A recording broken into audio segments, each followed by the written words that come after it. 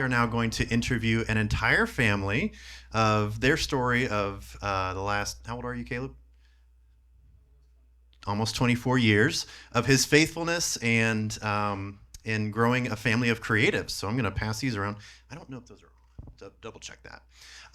So on the screen, we're calling back to a podcast episode that the Slagles, these three at least, appeared on, called the Deeply Graphic Design Cast.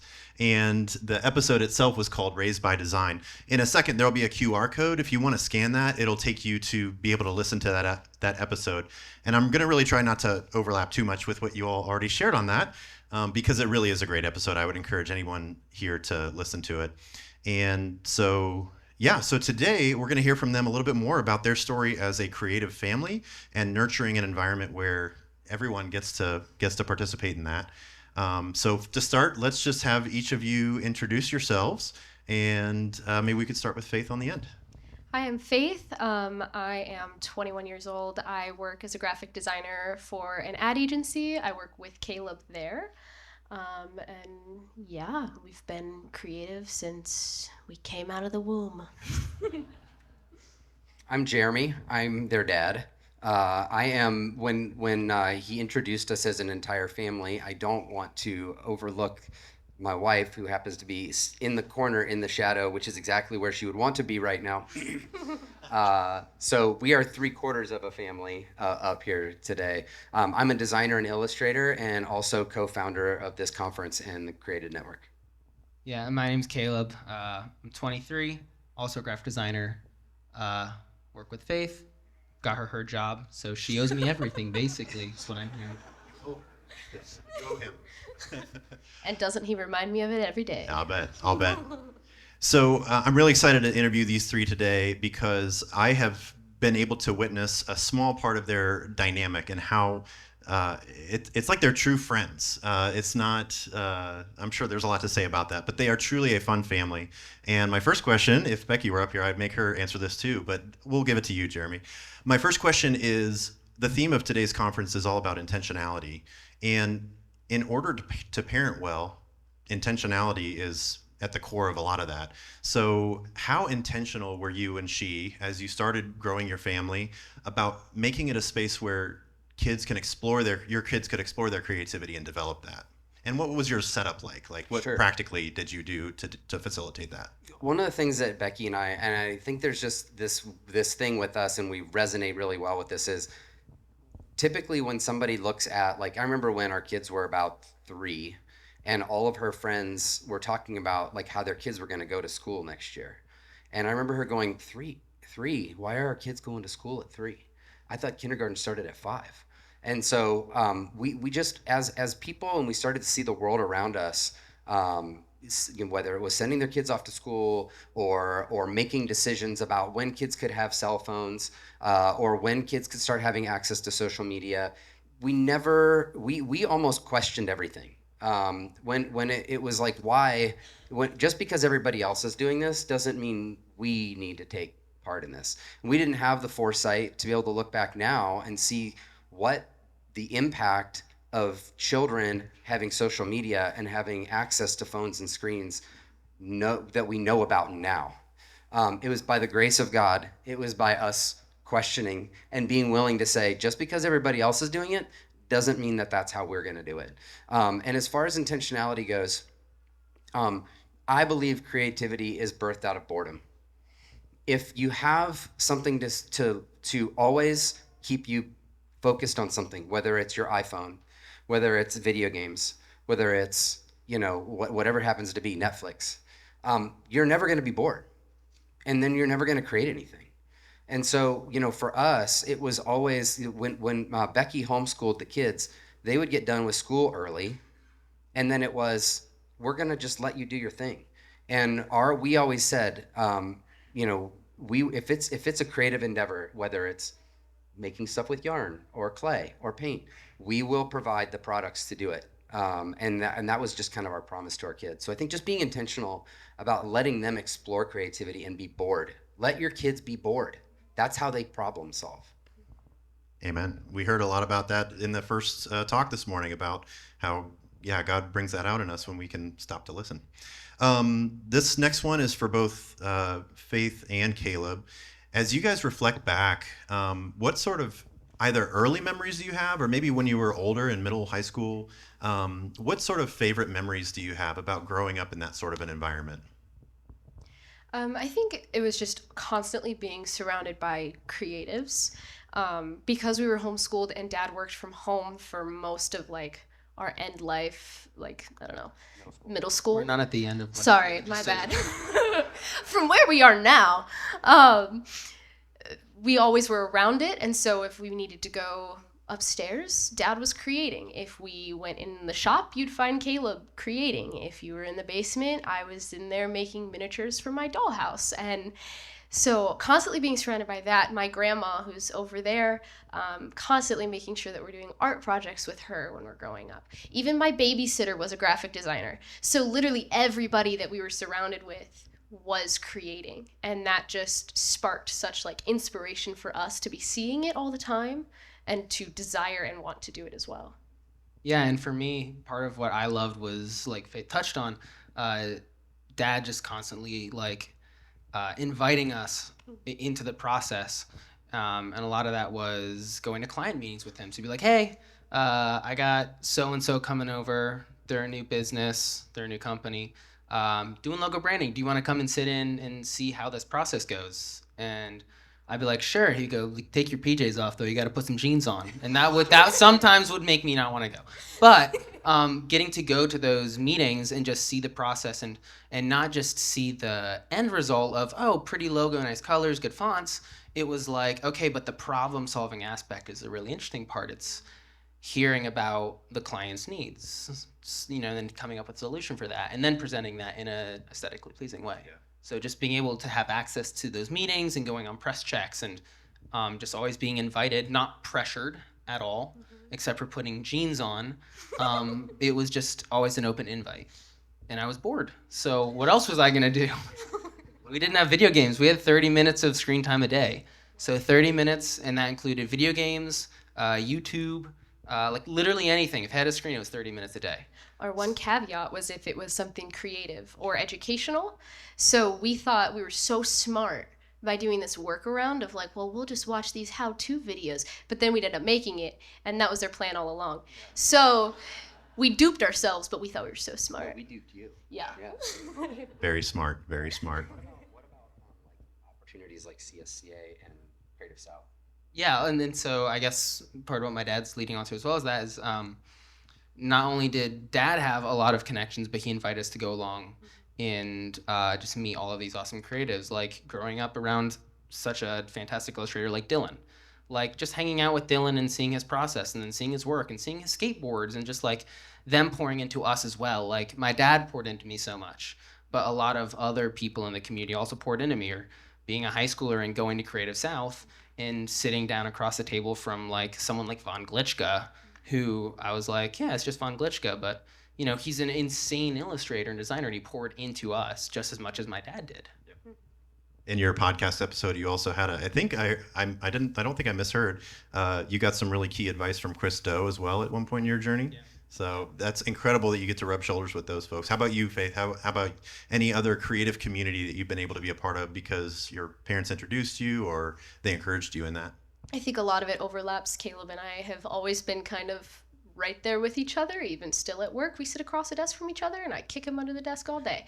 But yeah, just getting to meet people at Creative South, at these events that wanted to invest in me for me, who wanted to have conversations with me because I am my own individual. It never felt like, oh, you're Jeremy's kid, let me talk to you because I have to. Very intentional people around me poured into me. Doc, Mike, all of these people just really made an effort to go out of their way. So as creatives, doing that for others that you see growing up is so impactful. Jeremy, let's go back to something I think Caleb said earlier. When it comes time to like invite your kids to join you for client meetings, you host those at your home studio. So tell me about the intentionality and the design of that. And like, if any of you have a chance, definitely try to get there because it's really cool. It's super inspiring to imagine how anybody else working in the creative industry could do something like that as an extension onto their house. But yeah, tell me about the intentionality behind the way that you designed your studio and how you built community through that.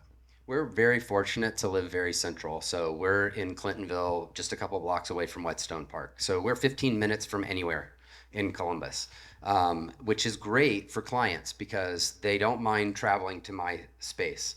I had co-founded and ran an agency for 12 years on High Street, a block away from the house. So when the kids were young, they would walk over and bring cookies and bring the dog over. I'd bring my dog to work. It was great. 2009, I started my own thing. And after about 4 years of working out of an annex of my bedroom, I started to realize I need space where I can actually meet with clients.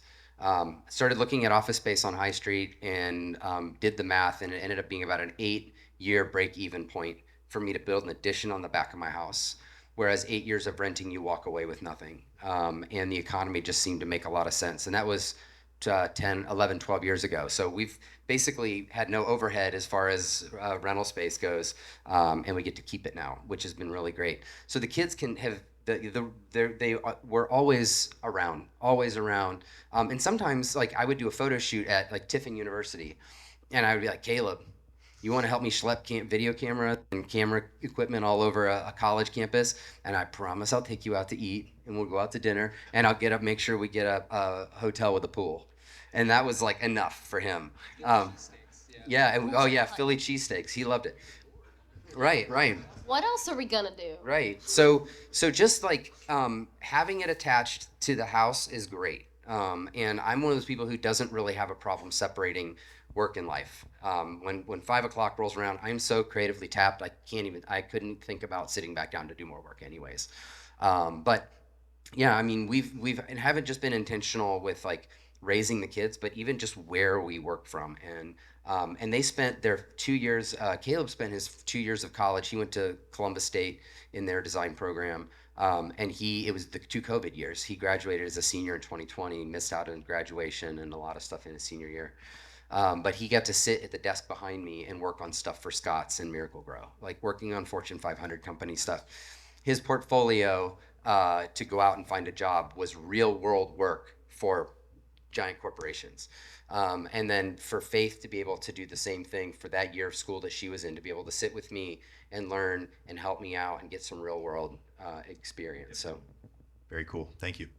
Another thing that inspires me so much, not just their dynamic and how, friendly they are with one another, is how rare it is nowadays for children to follow in their parents' footsteps career-wise. So for Caleb and Faith, I'm wondering if you can share a little bit about how, did you have to fight against any internal resistance to that? Or, some people, maybe it's a rebellion thing.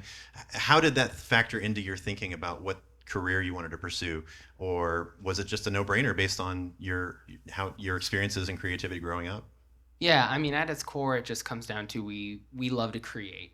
So for a while, I thought maybe industrial design or maybe architecture, and then I found out that has to do with math, and I was like, no, I don't want to do that. So I think it was just logical to do graphic design, but I think it was just more so that we just were raised to create. I mean, if you look up here a couple seconds ago, there are costumes that we built in our basement, and it wasn't like be intentional about doing graphic design. It was just like draw or paint or make Power Derby cars.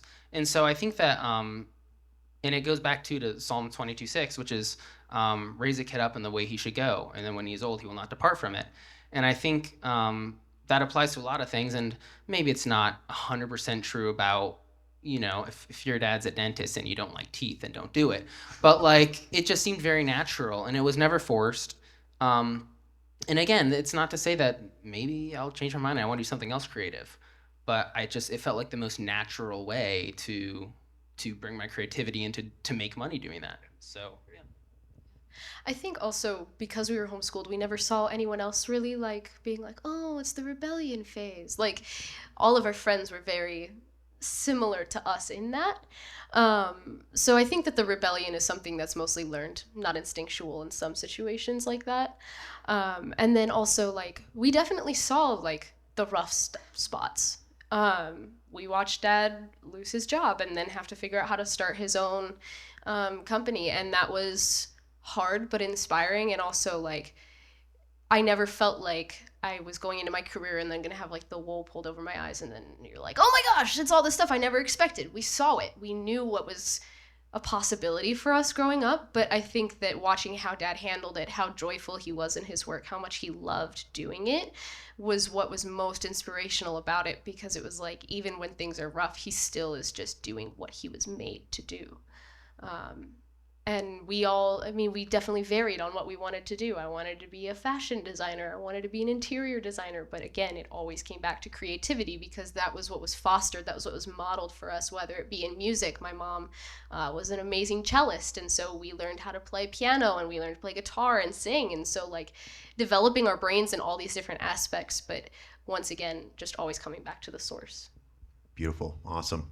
Jeremy, I want you to sign us out with a word of wisdom for folks who are growing their families and wanting to parent well. What's something simple that they can take away as they think about being intentional in raising their children, whether it's if they're imparting creativity or some other aspect? Yeah, I would say just seek the Lord. When you come up against something and it just doesn't feel right, you're raising your kids and you're like, everybody else does it this way, don't make that your default. If you look at what's going around you in the world today, the default's not working very well. So ask yourself, why? Why is it that everybody's doing this? I mean, we encouraged our kids not to go off to college somewhere. We encouraged. I have a year and a half of junior college. I didn't go to design school. Faith. With a degree. Faith has a 2-year community college degree. Oh no, Faith has nothing. Of the three of us, babe, she's more highly educated than the rest of us. But anyways, yeah, I mean, just ask, like, stop when the world's telling you to do one thing and it just seems like the default answer for how you're going to raise your kids. Question it, because the default answer is not working. It's not. It's creating division. It's causing problems. I'm not saying you can't raise creative kids and good kids in public school. You can. It's there's lots of decisions that go into it. So, All right, awesome. Well, join me in thanking these folks.